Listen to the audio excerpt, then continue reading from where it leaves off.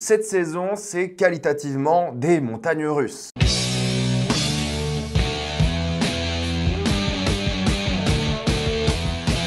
The Boys, saison 4, épisode 7. Comme d'habitude pour ce genre de vidéo, il n'y aura que des spoilers. Donc si vous n'avez pas vu l'épisode 7 de la saison 4, cette vidéo n'est pas faite pour vous. Donc quittez la vidéo et revenez après car je vais spoiler dans 3, 2, 1, c'est parti. Chaque épisode de cette saison, tu ne sais pas ce que tu vas avoir. Tu peux avoir de vrais bons épisodes, des épisodes vraiment moyens. La qualité est extrêmement inégale. Et cette fois-ci, est-ce qu'on a un épisode convenable? On en parle. En commençant cette fois-ci avec Sage qui a été clairement exclu des discussions avec Homelander et toute la clique. Pourquoi? Car de une, elle était incompétente lors de la réunion hyper importante. Son cerveau a été blessé, du coup, elle était un peu abrutie et elle a déçu. Et maintenant, surtout par le fait que Firecracker déteste Sage. Et Firecracker souffle un peu des informations et des choix importants à faire dans l'oreille d'Homelander. En tout cas, c'est ce qu'on comprend au début de l'épisode. Donc Sage est dans une situation que je trouve assez intéressante parce que d'un côté, Homelander se croit pas forcément plus intelligent qu'elle, mais il a dit qu'il a plus de sagesse qu'elle, ce qui est rigolo parce que sagesse, Sage, en anglais c'est wisdom, mais en français c'est vrai que c'est rigolo. Et non, en fait, je suis désolé. Tout ce qu'on apprend d'Homelander depuis 4 saisons, c'est que c'est un crétin au final et qu'il comprend pas vraiment ce qu'il fait. Et être un leader, ça lui convient pas du tout. Mais ce que je trouve assez étonnant quand même, c'est que Sage se fasse virer. Alors ça, rien de choquant, mais je pense que ça fait partie de son plan. Pourquoi est-ce qu'elle n'aurait pas pensé que ne pas révéler cette information concernant A-Train et Homelander serait une bonne idée? Je pense qu'elle est très consciente de ce qu'elle fait et je pense qu'au final, elle le joue même pas du côté d'Homelander, mais elle joue pour sa propre pomme ou pour le divertissement ou pour je ne sais quoi. C'est clair qu'elle reviendra dans le prochain épisode, mais je pense que c'est la dernière fois qu'on va la voir. Ça sera une saison 4 pour elle et puis c'est terminé. Mais elle est trop intelligente pour faire ce genre de bêtises et je pense que ça va mal finir pour elle. On verra bien. Mais d'un autre côté, il y a aussi moyen qu'elle aide les boys. Je sais pas dans quelle direction ça va aller. C'est ça qui est intéressant avec ce personnage, c'est que le doute plane constamment. Mais ce qui était quand même rigolo, c'est la manière dont elle a dit à Noir et Deep qu'avec Deep, elle avait besoin d'être lobotomisée, mais avec Noir, elle n'en avait pas besoin. Donc elle avait vraiment des conversations plus intelligentes et intéressantes avec Noir, ce qui a rendu Deep jaloux. Et du coup, il faut parler de Deep. C'était l'épisode où il y avait le plus d'interaction avec son poulpe, donc qui est interprété par Tilda Swinton. Oui, je n'étais pas au courant que c'était elle jusqu'à récemment, et elle fait un super travail. Mais là, dans cet épisode-là, tu reconnais vraiment sa voix. Elle a beaucoup plus d'interaction. Elle se sent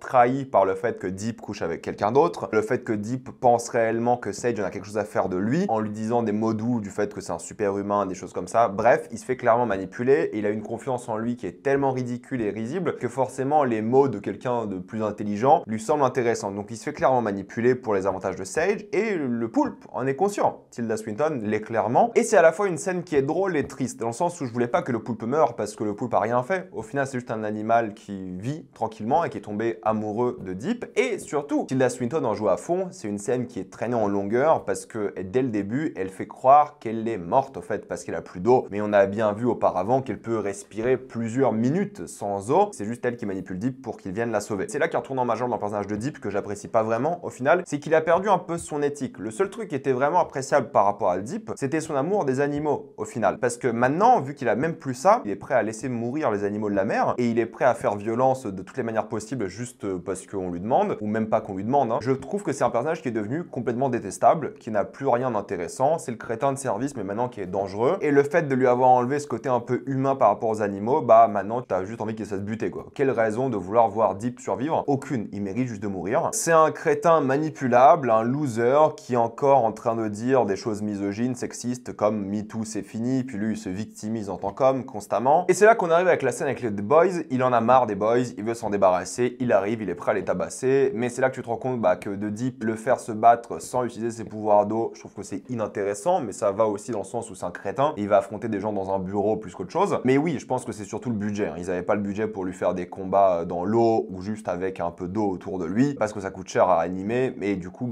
c'est juste un super-héros assez lambda. Donc le combat est inintéressant, même s'il est un peu fort, mais c'est surtout le manque d'enjeu du combat. Le seul but du combat, c'est de révéler que A-Train est la taupe. En plus, j'ai pas trouvé la scène d'action hyper bien filmée, pas trop d'impact et d'enjeu, surtout tu t'attendais au moins que quelqu'un meure, que ce soit Deep ou Noir. Non, personne n'est mort. À un moment, t'as même A-Train qui rate un coup, je me suis dit, non mais sous de notre gueule, quand même, l'homme le plus rapide de la planète et il rate un coup. Non, le but c'était juste de révéler A-Train et pour moi, Deep, c'est un personnage que je trouve plus du tout intéressant. À partir de maintenant, on verra dans le dernier épisode, mais pour moi, il devrait y passer aussi dans le prochain épisode, comme A-Train. A-Train 100% 100% il y passe, hein. Il suffit de voir la réaction d'Homelander qui est tellement déçu et je pensais pas qu'il allait être autant déçu, honnêtement. Il aime pas A-Train, on le sait depuis le début. Pourquoi il fait le mec en mode il est trop choqué, trop déçu? Je trouve pas ça choquant. Mais vu qu'il a le droit à sa rédemption, A-Train, c'est ce qu'il dit là, il se sent enfin bon, c'est clair qu'il va y passer. Comme j'ai dit la semaine dernière, ce genre de personnage, il passe en se sacrifiant en général et c'est ce qui d'après moi va se passer. En plus, il a pensé à aller chercher Ashley qui était en mode Florence Che Guevara. C'est très rigolo d'avoir un t-shirt Che Guevara quand maintenant tu bosses pour une multinationale qui fait du mal dans le monde. Mais il a encore de la bonté en lui, c'est-à-dire qu'il est quand même allé la chercher, il veut la sauver et maintenant sûrement il va pas s'arrêter là. Il voudra toujours faire de la bonté et c'est ça qui va le tuer. Et Ashley qui passe beaucoup de temps à parler de NFT, de trucs un peu à la con qui existent quasiment plus aujourd'hui et des phrases par rapport aux riches qui n'investissent plus du tout dans les pubs pour la chaîne, des pubs de coussins qui coûtaient cher, je sais pas quoi. C'est pas ce qui est important, ce qui est important c'est qu'Ashley a aussi un peu d'humanité aussi. Elle a viré son assistant pour le protéger. Et ce duo, d'après moi, entre Ashley et A-Train va y passer en se sacrifiant et je pense que ça sera un peu la bonne chose à faire. C'est là qu'on arrive à Starlight qui vit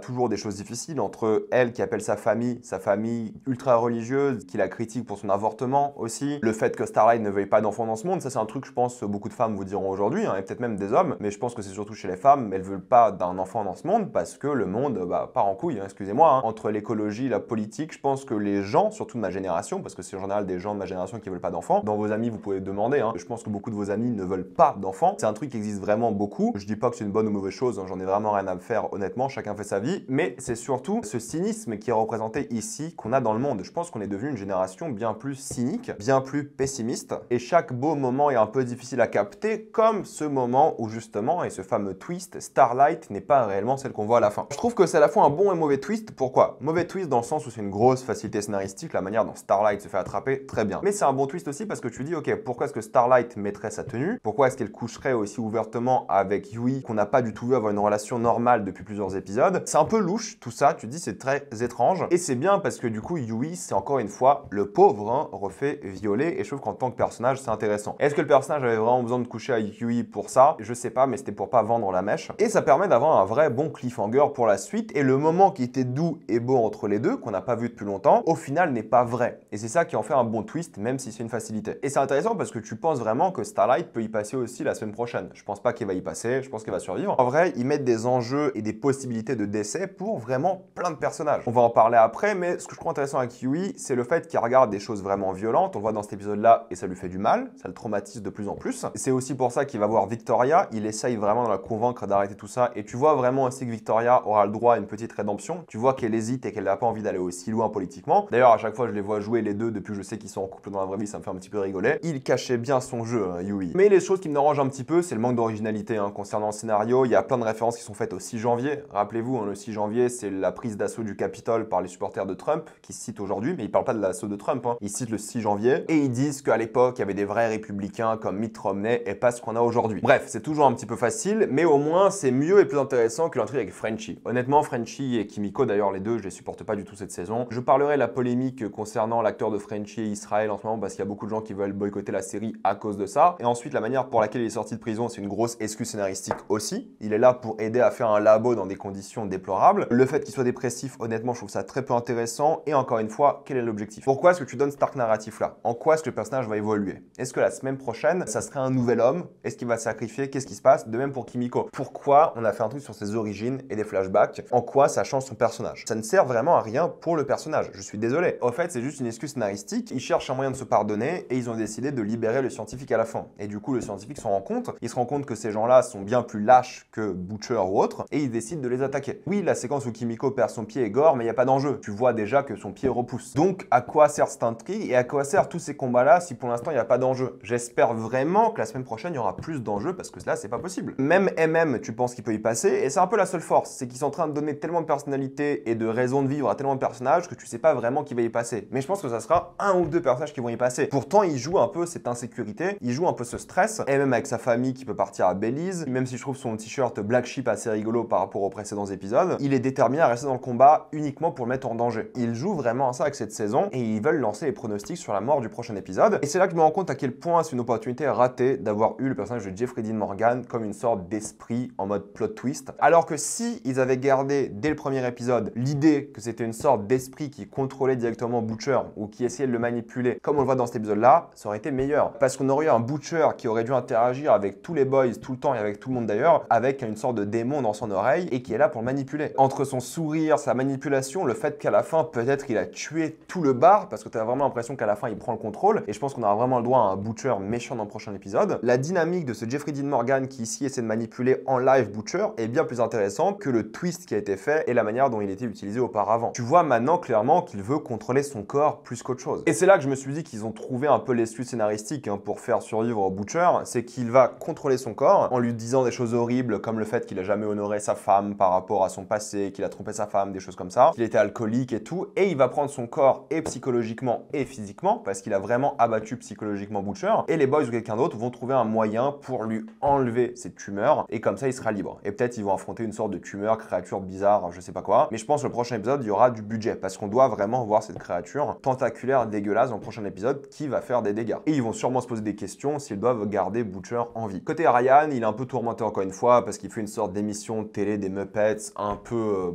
catastrophique, disons-le, d'extrême droite. Muppet raciste, Muppet antifasciste, donc fasciste, disons-le, anti-woke, anti-gay, anti-subs, qui signifie quand même dans la série anti-blanc. Le parallèle, il est là. Ryan n'aime pas le discours à la télévision et il décide de s'y opposer. Alors pourquoi s'ils ont fait cette émission en live, je ne sais pas, mis à part pour la facilité scénaristique. Et il s'y oppose parce qu'il est nostalgique de son passé et surtout de Noël qu'il faisait avec sa mère. Et il voit que sa mère n'aurait pas du tout aimé le comportement qu'il a aujourd'hui. Et ce qui sera intéressant, ça sera les conséquences de ça. D'un côté, les boys seront motivés. D'un côté, Homelander peut réagir de manière très négative. Et c'est ça un peu le cœur de cet épisode-là. C'est comment Homelander va réagir. Qu'est-ce qu'il va faire? Est-ce qu'il va se débarrasser de Ryan? Est-ce qu'il sera officiellement en danger? Je pense que oui. Et c'est pour ça qu'on a aussi ce foreshadowing. D'après moi, la seule idée de mise en scène qui est sympa de l'épisode. Je pense que Homelander va y passer comme ça. Je n'en sais rien, mais en général, quand vous voyez des œuvres comme ça qui font un foreshadowing avec un peu de mise en scène, c'est généralement la manière dont le personnage meurt. Je pense vraiment qu'Homelander et Ryan vont se battre dans le prochain épisode ou un truc un peu équivalent. Je pense que là, il en a marre parce que clairement, il essaie de prendre les rênes en tant que leader, mais il voit très bien que Firecracker, qui est certes content d'être inclus, est typiquement très bête parce qu'elle pensait vraiment que Web Weaver était la taupe, alors qu'au fait pas du tout, et c'était logique que c'est pas du tout lui et c'était impossible. Mais elle voit aussi la violence de Homelander. Et ça qui est intéressant, c'est que tous les personnages commencent à un peu se retourner contre lui. Quand elle voit à quel point il est violent, elle est choquée. Et elle se dit dans quoi est-ce que je suis rentré. Et en plus, elle voit que la manipulation ne marche même plus. Un plan très très drôle. Anthony Starr, vraiment, il a des mimiques.